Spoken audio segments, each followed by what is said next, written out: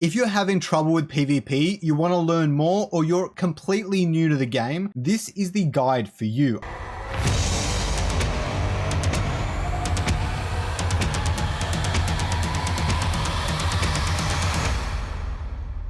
I'm going to show you all of the ropes of PvP, some interesting basic beginner strategies, as well as some more advanced tips to get you guys started with PvP so that you can really climb the ranks. First, make sure you jump into the team builder at play.illuvium.io/team-builder, and then you can create your first team. There are also 3 prerequisite teams. They're not particularly good, don't use them, and then you can create your first team. Now, I'm not going to show you how to create a team right here. I will have a video linked down in the description down below, or you can ask around the Wildfire or Illuvium Discord, and they will either give you a team or help show you around. If you want my recommendation, I say take a team from someone else to help you understand the fundamentals of the game before you start tweaking it and or making your own based on things you see against your opponents while you're trying to climb the ladder. First up, when we get into the game, you will have the augment bidding phase. Now this is how you will acquire legendary augments. You can allocate your 4 bids in any way. I look at 3 potential strategies. You can either put 3 bids on a really powerful legendary augment like the meteor or the wave. If you have 2 favorable options, you can place 2 on each of them. Maybe there's a 40% attack speed buff and a true sight buff, and they're 2 separate augments, and both of them are helpful on something like a Scoriox or a Ramfire. As long as one of these is an excellent for your opponent,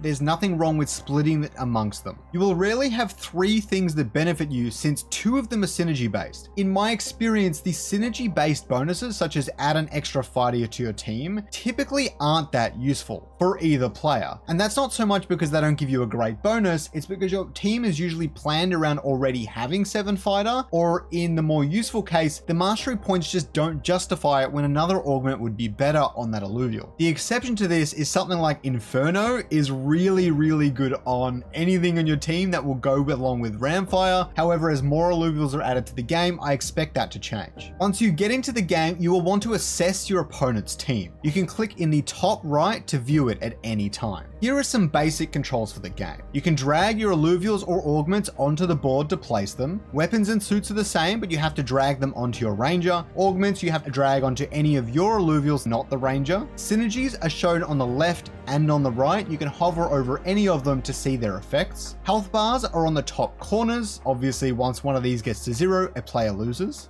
No! God, please, no! You may want to filter by Illuvials or augments, especially early on or really late into the battle, to make sure that you're just seeing what's interesting to you. Very early on, you might not want to use many augments, and later on in the game, you might not even care about what Illuvials are left in your team. Lastly, and this is really important, if you ever make any major mistakes, it's kind of hard to undo it by moving it back into the correct position, but you can hit the little undo button in the bottom left to undo your last action. Now, when it comes to assessing your opponent's team, there are 3 key details I look to look at. Firstly, how many rogues do they have? If they have no rogues in their team, then you know you can put all of your bulwarks and your other tanks into the front line, because they won't really have a way to attack your back line all that easily. You also want to check how much healing they have. It's very hard to penetrate healing, especially in the early games of Illuvium PvP, so you might actually want to try and out heal them, out tank them, or build up extreme amounts of damage so that you can break healing walls very early on. The last thing you want to check is their win condition. Is it a Ramfire with lots of crazy augments on it? Is it a Scoriox that can boost up their attack speed? Or is it a Titanor that's unkillable? Identify this, because you will need to adjust your strategy very early on to make sure they cannot pull it off. Each round, you are able to place Illuvials, weapons and suits, and augments. You can also move around any of the pieces on your board, but that will have a cost to do so.